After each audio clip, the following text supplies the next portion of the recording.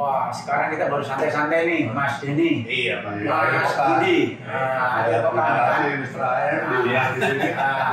Iya kan? Gitu. Kita isi juga ini untuk diskusi. Iya. Daripada duduk bengong ya. Daripada duduk-duduk bengong, itu bisa memberikan wacana kepada para pemirsa. Ngomong hari ini kan apa? Minggu-minggu ini kan kita baru disibukkan ini menonton film TV. Iya, olahraga itu ya. Atau maskap sama si game. Iya, Mr. AM nih. Semalam itu saya ngikuti sampai dini hari ya perjuangan atlet-atlet timnas pemaskap kita melawan Jepang itu dramatis sekali. Udah menang 2-0, lalu sama 2-2 akhirnya kita 3-2. Singlenya yang terakhir kan singlenya kan. Single putranya ya. Iya. Bagus sama Vito. Komentarnya mungkin gimana tuh? Ya kalau saya melihat ya untuk bulu tangkis khususnya ya. Ini sejak kita kecil lah. Ya itu sudah menjadi hal yang setiap saat langganan. Indonesia ini juara Thomas Cup sejak zaman Lim Swee King, Tanjung Hong, ya udah tahun 50-an 60-an kita berjaya. Cuma saya melihat begini ya, dulu waktu kita masih kecil ya, tahun-tahun 80-an begitu ya. Mungkin juga dari tahun 60-an kali ya, zaman bapak kita, orang tua kita ya. Ini hampir di setiap kampung, ini ada lapangan bulu tangkis. Ada gedung-gedung bulu tangkis. Itu. Tapi sekarang saya melihat kok agak susah ya. Bener ya? Ya kalau kita pulang kampung itu jarang kita melihat di kampung itu ada lapangan. Dulu kita hampir setiap pelataran rumah loh ya. Rumah ada. Sekarang mungkin lahannya udah dipakai buat bangunan ya. Ini mungkin perlu dipikirkan lagi loh ya. Karena setelah itu menurun, nah kita juga mulai kehilangan banyak gelar. Itu Thomas Cup, Uber Cup, England ya dan yang lain-lain kejuaraan dunia juga prestasinya juga saya lihat menurun ya. Itu karena kan bibit-bibit alamiah ini kan diciptakan ya dari alamiah juga kan, sejak kecil kan. Karena kalau di kampung-kampung ini kan anak-anak udah sejak kecil udah pernah main kan. Bahkan dulu sampai ada lagunya tuh, badminton di mana-mana. Terkenal banget tuh. Bisa pertandingan tingkat RT, kecamatan, kan dia tuh. Jadi akhirnya benar-benar bibit ini sejak kecil ya udah terdidik. Mungkin ini perlu digalakkan juga loh. Dan saya rasa tidak hanya bulu tangkis. Ya, mungkin olahraga lainnya pun juga sepak bola, ya kan, basket, ya, dan yang lain-lain mungkin volley, bisa loh ya, itu kasti. Olahraga tradisional juga. Ini kira-kira Indonesia bisa mempertahankan Thomas Cup nggak nih? Menurut saya optimis ya. Lawan India. Nah, India juga baru nih. Baru sekali tampil di Thomas Cup langsung final. Oke. Ini juga yang sedang menarik juga SEA Games. Oh iya, SEA Games di Vietnam ya. Saya di malam kemarin sore nonton Indonesia Filipina. Oh iya. Bola ya. Biasa. Sama ini yang hebat itu ini juga pencaksilat. Gayung juga. Saya melihat Pak Prabowo juga ke Vietnam ya. Oh iya. Akan ketemu Pak Presiden Vietnam juga. Oh iya, ini dalam memberikan dukungan pencaksilat ini ya. Pencaksilat sudah dapat 3 loh ya.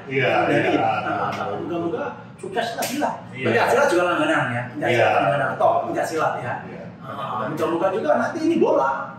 Bola kan kita sekarang baru sekali menang ya. 2 kali kemarin ya, 2 kali.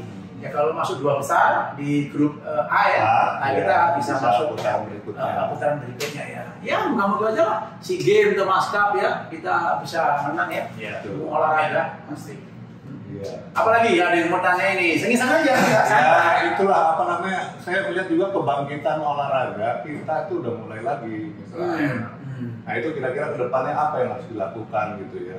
Kalau saya melihat negara-negara besar ya, itu untuk mencetak atlet itu ya, untuk mendapatkan atlet yang profesional itu tidak ujuk-ujuk atau dadakan.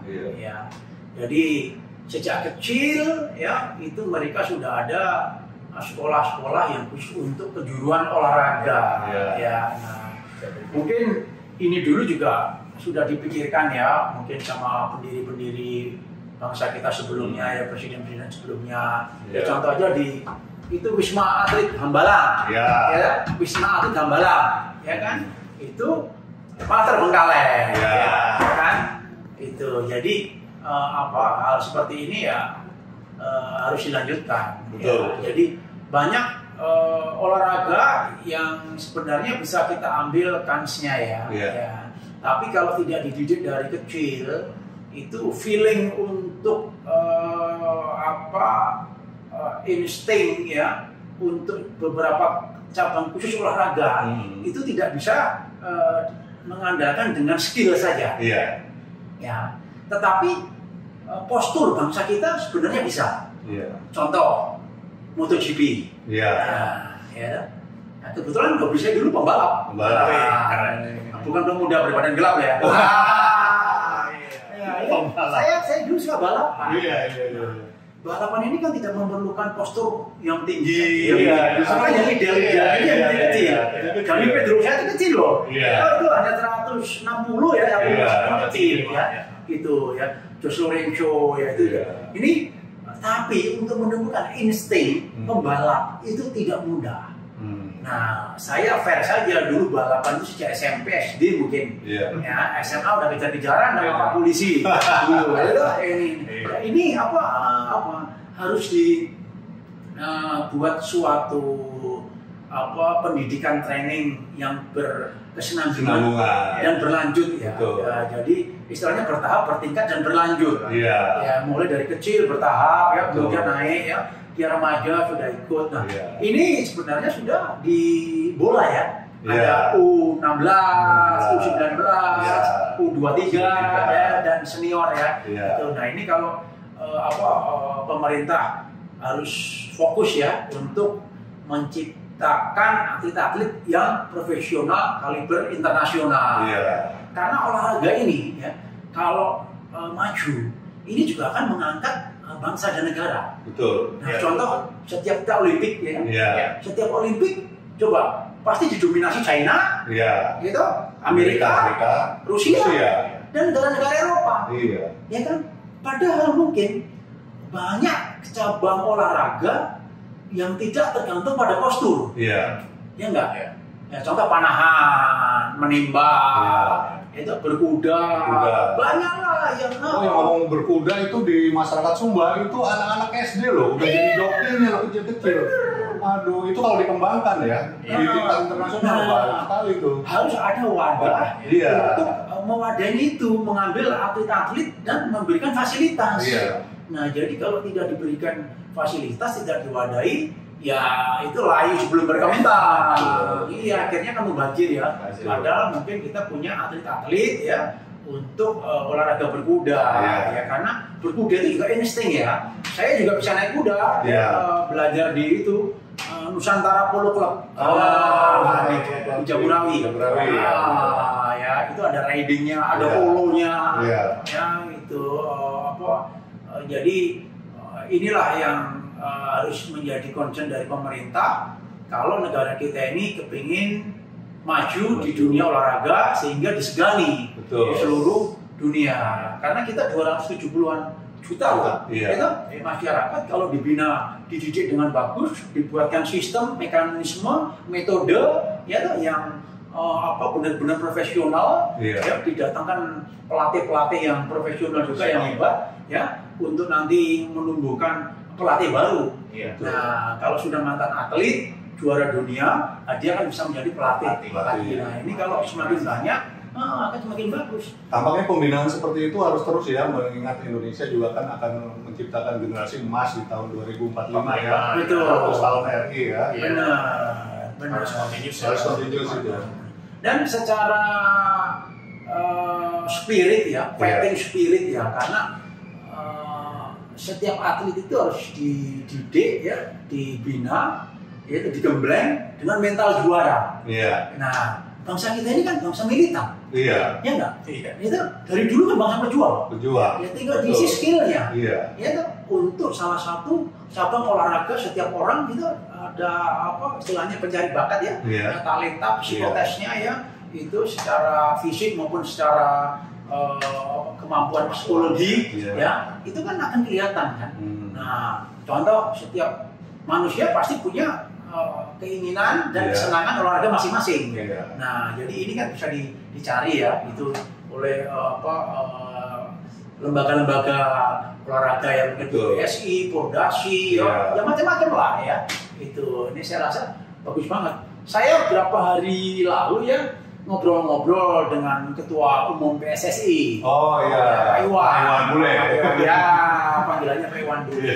Waduh, menarik sekali juga. Apa yang dibicarakan dengan? Ya, macam-macam. Ya, intinya untuk meningkatkan sepak bola ya itu juga harus didukung sarana dan prasarana yang bagus juga, yang terintegrate ya gitu. Nah, dengan demikian ya maka mulai dari U16, U19, U23 senior ya itu bisa ya berlatih ya secara fokus.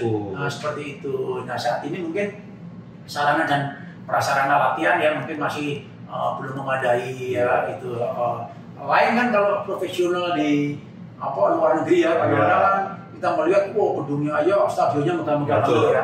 Nah, saya rasa Indonesia juga perlu punya. Indonesia kan punya hajat ya untuk menjadi tuan rumah Olimpiade tahun 2032 kan. Wah, itu megah-megah nggak berubah.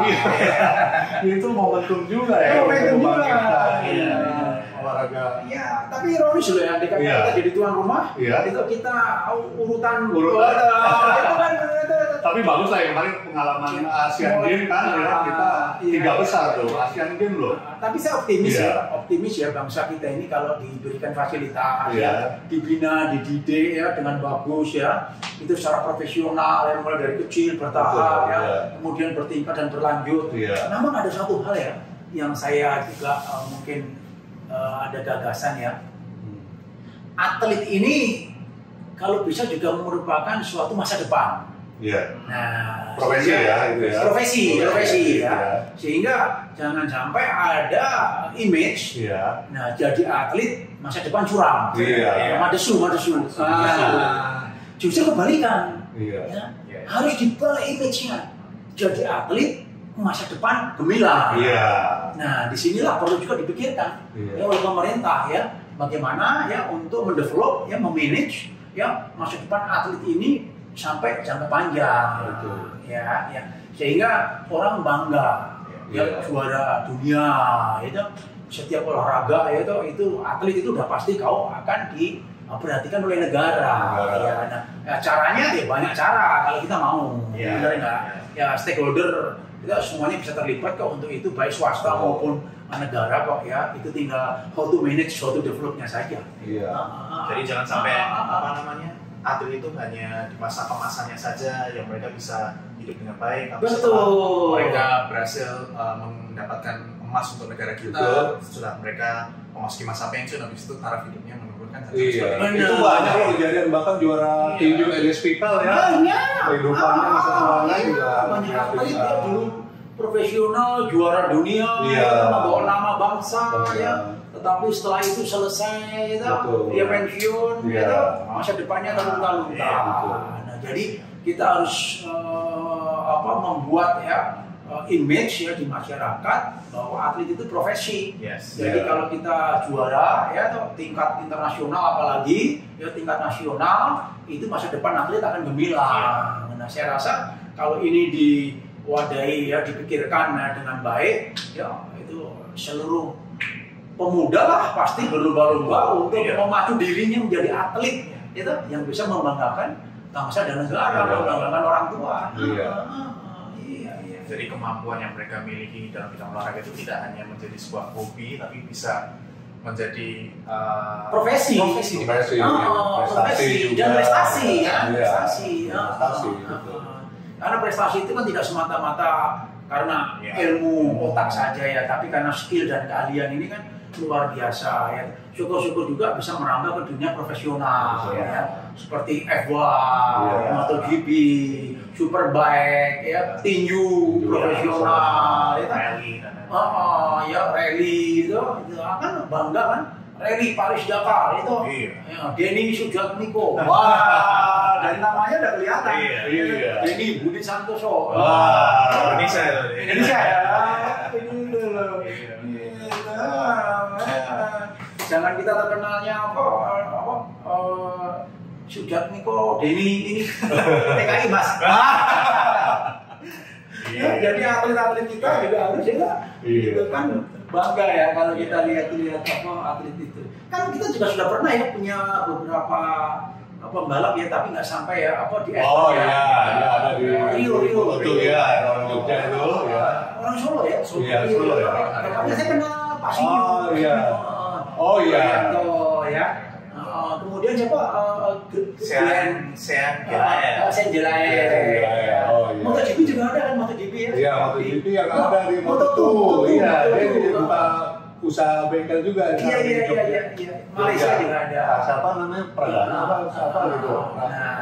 Nah ini harus dikembangkan terus, jangan sampai malah mati ya kan? Iya. Karena untuk sampai ke tingkat internasional ya, sampai ke F1 begitu kan, bukan suatu perjalanan yang gampang. Iya. Itu kan cukup meniti karirnya jauh dan sejak kecil kan, mulai dari go-kart ya naik.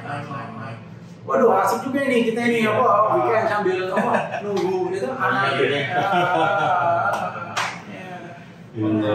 Oke, terakhir nih masih ada 2-3 menit ini. Seperti biasa terakhir. Harapan Mr. AM untuk olahraga Indonesia ke depannya. Oke, ya saya berharap ya olahraga ini bisa menjadikan suatu bargaining position ya kepada negara lain. Kenapa menjadi bargaining position ya? Karena setiap negara bila mengakui negara ini besar olahraganya, yaitu dipandang negara maju. Iya. Nah, sehingga multi efeknya yang positif ya, itu juga akan merambah kemana-mana. Iya. Nah, sehingga kita kan dihormati, gitu. Nah, ini pengalaman ya yang saya melihat di dunia. Yang kedua, ya pemerintah harus memberikan fasilitas dan sistem metode ya pembinaan atlet-atlet ini mulai dari awal ya sampai ke jenjang kehidupannya. Ya, kehidupannya itu artinya menjadikan image bangsa Indonesia ini bangga kalau anaknya jadi atlet, gitu loh. Karena satu, membanggakan keluarga, membanggakan negara, dan masa depannya terjamin. Masa depannya gemilang. Nah, jadi setiap orang tua harus bangga kalau anaknya menjadi atlet. Nah, ini saya rasa bukan suatu hal yang susah ya.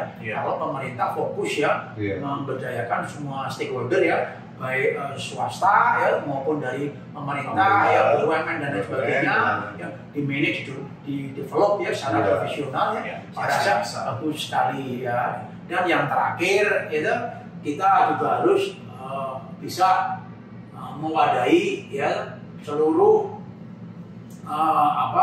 animo masyarakat ya yang saat ini banyak sekali ya para penggemar bola ya itu dengan diberikan venue-venue ya sampai tingkat bawah. Nah, ini bisa dilakukan oleh para kepala daerah gitu. Nah, kalau ada venue-venue bulu tangkis walaupun sederhana ya setiap RT, lapangan bola itu voli, basket, ya panahan, itu apapun nembak ya itu kan ini harus diberdayakan. Intinya olahraga yang tidak membutuhkan postur tubuh yang besar, nah itu bangsa Indonesia saya rasa akan bisa ikut bersaing. Kecuali memang ada beberapa yang tergantung dari faktor tubuh ya. Contoh renang. Renang ini kalau badannya besar, tinggi, posturnya ini ya dia juga akan cepat juga. Nah ini memang ya itu alam ya. Tapi kan 95% tidak terpengaruh oleh faktor ukuran size ya. Mungkin ya itu aja ya. Baik, terima kasih nih weekend bersama Mr. AM ini ya. Sambil nunggu itu pesan terakhir. Pesan terakhir. Jangan lupa like, subscribe dan hidupkan lonceng notifikasi. Salam. Ada salamnya. Solusi. Solusi. Salam.